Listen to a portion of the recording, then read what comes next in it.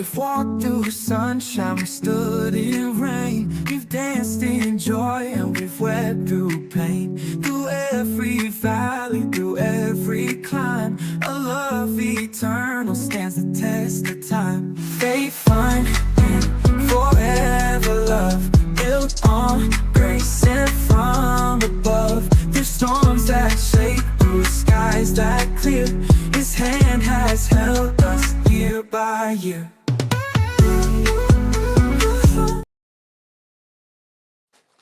Hey, what's up, ladies and gentlemen? Good afternoon. Good afternoon. Good afternoon. Yeah, hopefully you had a wonderful 4th of July. We are back for Marriage Mondays. As you can tell, we got kissed by the sun a little bit over the weekend.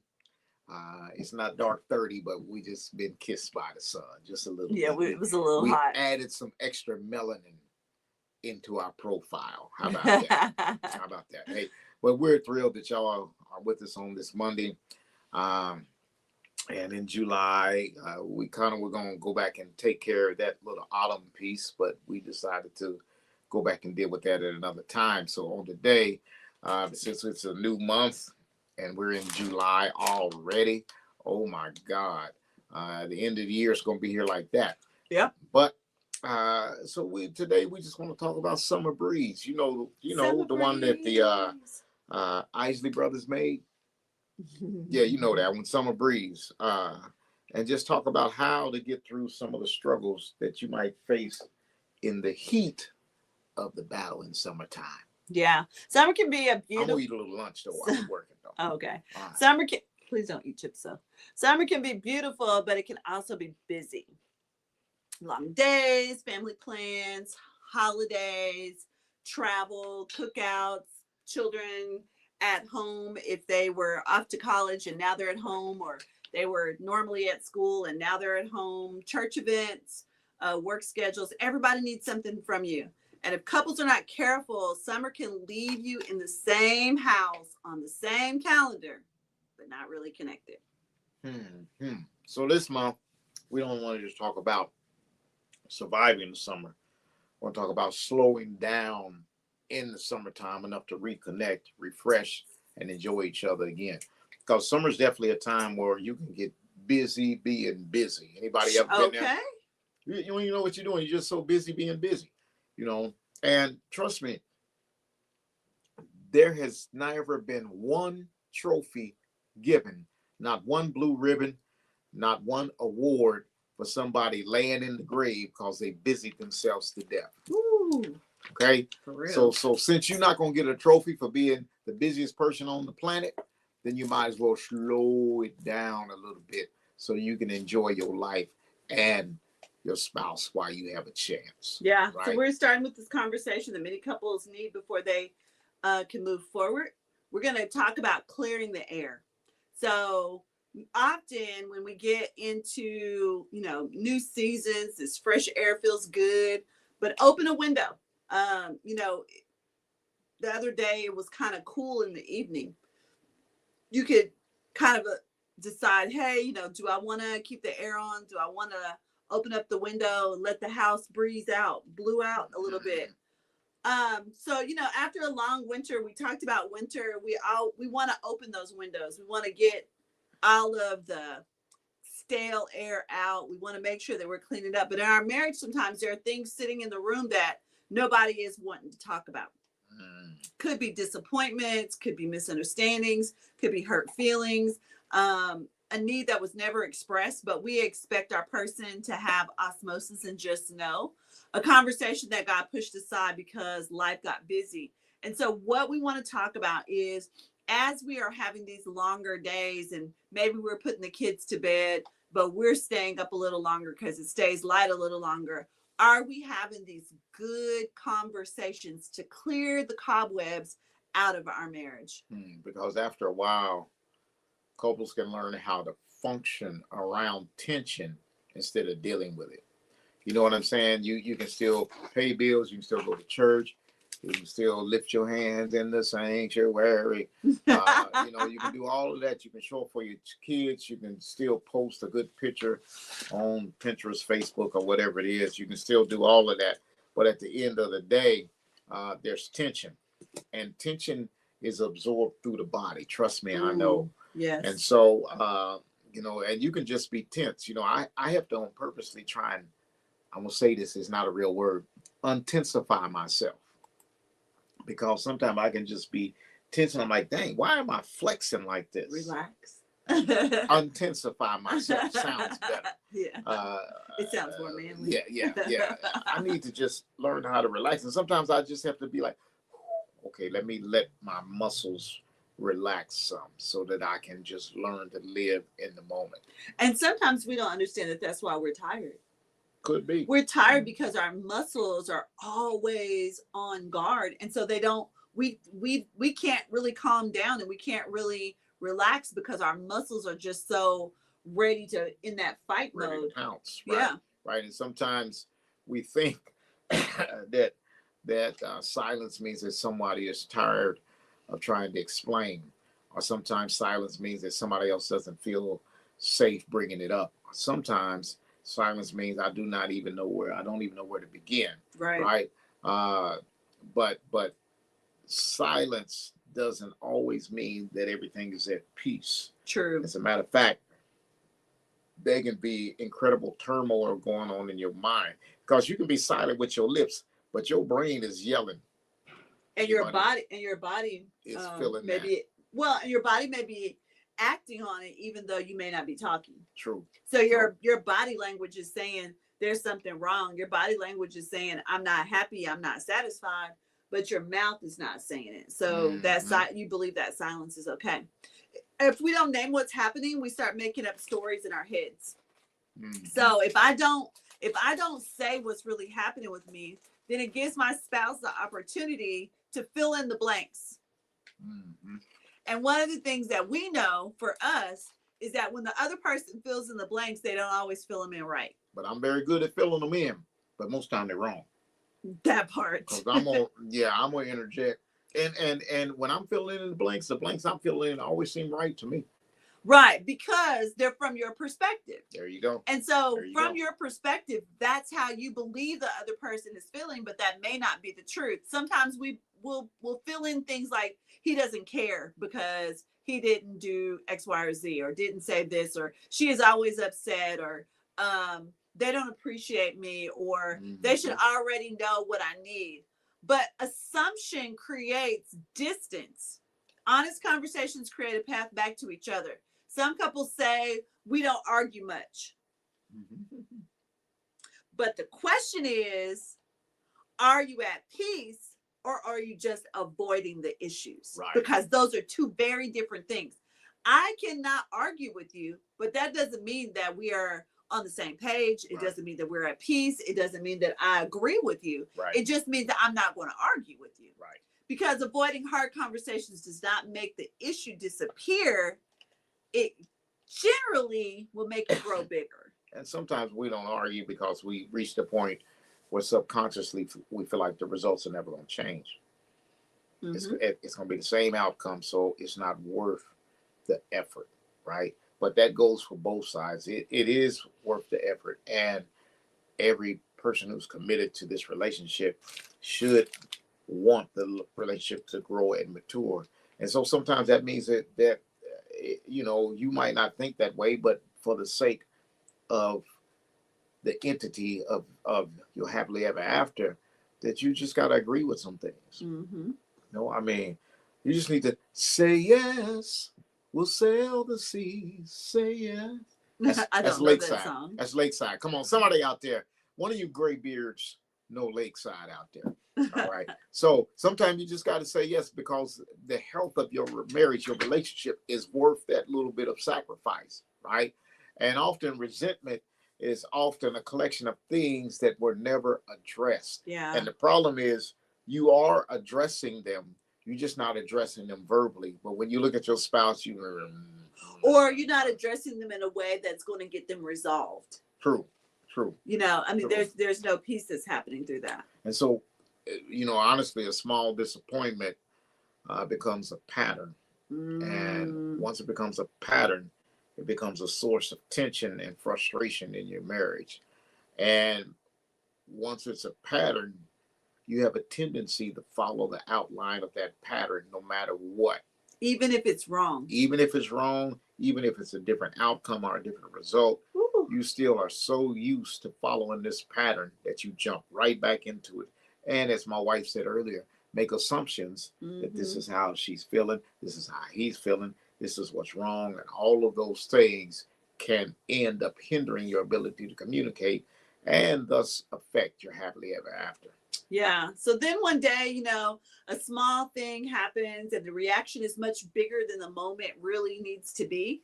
And you're trying to figure out why. It's not because of the dishes. It's not because of the text message. It's not because somebody forgot something. It's because there were 10 other things sitting underneath what happened. And now I blow up because I haven't resolved the issues that I have going on inside of me. Mm-hmm. So, what's the answer? Don't wait until there's 10 things brewing on the inside. I'm eating my chips. I don't care. No, but they're really noisy. Go up. Until there's 10 things brewing on the inside. You need to stop and talk about it and discuss it because it can dramatically affect your marriage. All right. And I think there's a difference between saying you're not listening to me and saying I have been feeling unheard lately. So when we start to speak from the heart, again, we're not being accusatory. We're not accusing somebody of doing something, but we have to really speak up. So, you know, you're not listening to me can really produce an argument. But if I say that I'm feeling unheard, you can't argue with how I feel. And so we need to make sure that as we're having those conversations, that we're bringing up those issues that we have, and we're having we don't want to have a fight. We want to have a productive conversation. And so again, it's always banking it, laying it, keeping it in how it makes me feel, not necessarily accusing the other person, because again, you can't argue my feelings. You can argue if I say, you know, you're not listening to me. Well, yes, I am. And then there's back and forth and back and forth. But if I say I'm feeling unheard, can't argue that. Right, right. And truth be told, ladies and gentlemen, there's a difference between you do not care about your marriage and I miss feeling connected to you. Right? It might erupt in many different ways, but you know, most people who are trying to make their marriage work care about their spouse enough to the point where they want to try and make this thing work. And so it's not a matter of you, she, or him not caring. It's a matter of sometimes we just aren't connecting like we should. And so in reality, in my opinion, the goal is never just to win the match. The goal is to win the marriage. Yeah. They both begin with M. Yeah. But one has a definite ending point. The match will end, right? If you ever wrestled or watched a boxing match, the match will end.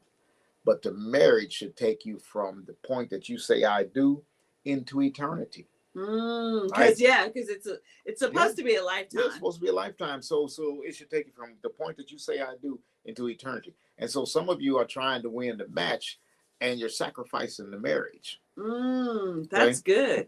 That's good. So yeah, very good. So let's think about the language that we need to share with our spouse. I feel hurt when.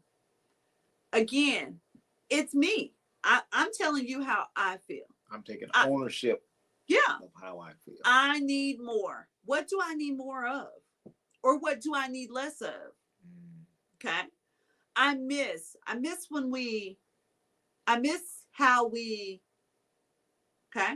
I'm afraid that we're moving further apart. I feel like I'm afraid that we are missing conversations that we need to have. I'm afraid that we're missing time that we need to have together. I want us to go out on dates. I want us to make intentional time for each other. So those kinds of statements invite your spouse instead of pushing them away. Mm-hmm. It gives y'all the ability to have some conversation. Mm-hmm. And again, it's basing it in what I'm saying that I need, I believe, I feel for me. Right. Now, again, you may or may not agree with it, Mm-hmm. but it's coming from my perspective. I'm not blaming you. I'm not pushing you. I'm not any of that. I'm telling you how it makes me feel. And truthfully, you don't have to agree with every detail. You know, I was eating the chips. The wife was like, because that's irritating to her. I understand that. But you don't have to agree with every detail, but recognize that you are experiencing something and your spouse is experiencing something. And you can still respect how and why it affected them. And if it's not nothing that's too detrimental, then make the change. I mean, you know, it's not that big of a deal. And sometimes just adjusting the dial a few clicks can make a major difference, right? And sometimes it's not even totally that it makes a physical difference. It makes a mental difference. Yeah. You don't believe me? Go home tonight and adjust your AC, baby, down just a few clicks. And like, oh my God! Later on, not when you first get in the house, but later, like, oh, it's so cold in here. We need to cut it back up some. It was just a few clicks. Now, did it make it that cold? Probably not. But your mind said it's cooler in here. It was somewhat cooler physically, but your mind said it's even cooler than what it should be or what you're used to. So that means that sometimes you just need to make a small, minute adjustment that will help clear the air. There you go. Yeah. So when we think about that, it's not about no interrupting, no correcting every detail, no rolling your eyes, no bringing up old evidence, and no turning your spouse's feelings into a debate. It really is about having the conversations that you need to have. Mm-hmm. Grace doesn't mean that we ignore what happened, right? And so, you know, grace says that I might not agree with everything, but I can and will respect the experience of how it made you feel. I can still respect that it affected my spouse in some kind of way, right? So grace gives you that luxury in a marriage. And, you know, every person deserves a little more grace sometime, right? Sometimes the most healing words in a marriage are, I didn't realize you felt that way. Thank you for telling me that. I can understand why that hurt, and I want to be better. So what are things that you know that I am doing, or things that you are experiencing that really are throwing us off or creating an experience that isn't working for us? As he talked about grace, you know, we can be honest and still be kind. I think sometimes the hard part is we want to be honest and we want to tell our truth. And especially with, I think on the wife side, a lot of times we'll have that, you know, like, I'm just being honest, but we also are being nice, nasty if we're honest about it, if we're truly honest. So how do we make sure that our honesty is still kind, that our honesty is not hurtful, that our honesty is not poking the bear? Okay. You can set a boundary and still be loving. You can say, this hurt me, without attacking your spouse's character. You can go in and you can have that hard conversation without it hurting either of you and without hitting below the belt. Yeah, but you have to set the boundaries first, right? You really have to set the boundaries first. And I think the other side of that is when things are explained in a way where everybody understands and everybody comprehends, then both parties should come together and try and make whatever necessary changes needs to be made.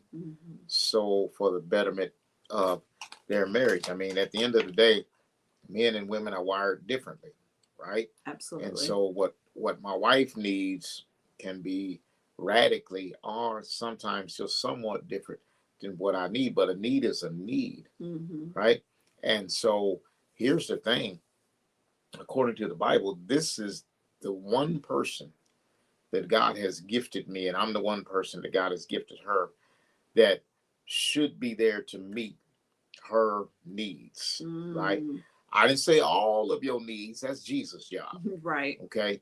But the needs that we have here on earth, some of them, the marriage, because the two become one flesh, the marriage was designed to meet some of those needs, right?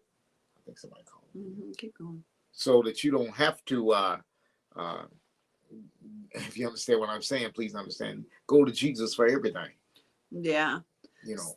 Yeah. So Ephesians 4:26-27, do not let the sun go down while you're still angry, and do not give the devil a foothold. That does not mean every issue must be solved before bedtime, but conversations need to happen. So there needs to be some conversation time. Maybe we're just setting the time, like, hey, stuff blew up. I don't think that we can resolve it tonight without there being more tension. Let's set that in the morning when we get up, we're going to do this. Some emotions need to settle. Sometimes we need to, the soda has been shaken up, but it doesn't mean we should not let anger, resentment, and silence build a permanent home in our relationship. So again, there are things that will make us resentful. There are things that will make us upset. There are things that will make us, really lose it. But we cannot allow it to build a home in our heart, mind, and spirit. Hmm. You read what, Ephesians, Mm-hmm. right? And so the second half of that is do not allow small unresolved issues to take a foothold in a big covenant, right? So I mean, most issues can be resolved if we want to resolve them.